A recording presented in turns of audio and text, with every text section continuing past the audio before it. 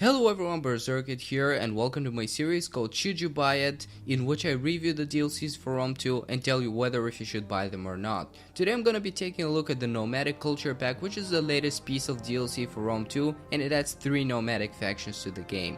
I'm gonna explain what to expect from the DLC very briefly, so if you want more information about each faction, you can go and watch my first impressions video where I take a look at them in more detail.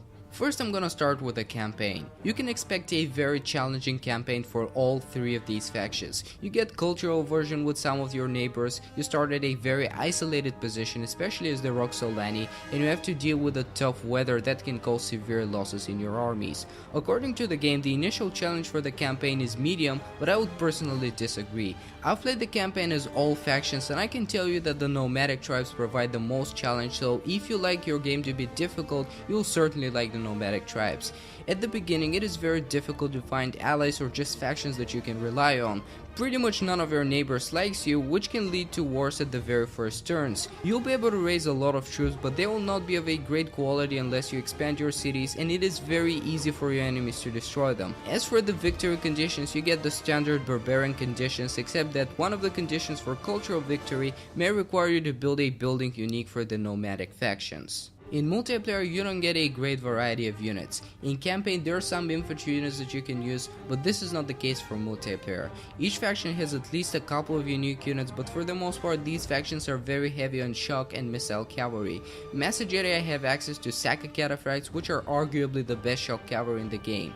The Roxolanni have good melee cavalry, which is something that the Massagetae lack, and also they have the Sarmatian horse lancers, which are almost as good as the SEGA cataphracts, only with much lower armor and health values.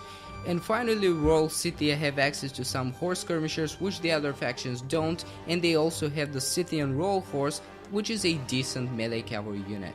And now let me talk about the price of the DLC. Have in mind that the DLC was free until October 29th. However, if for some reason you couldn't get it before then, it has the same price as the Greek Culture Pack DLC, which would be £5.99, €7.49, $5.99 or $12.99 if you're located in Australia. And at the end, I should answer the question, should you buy this DLC?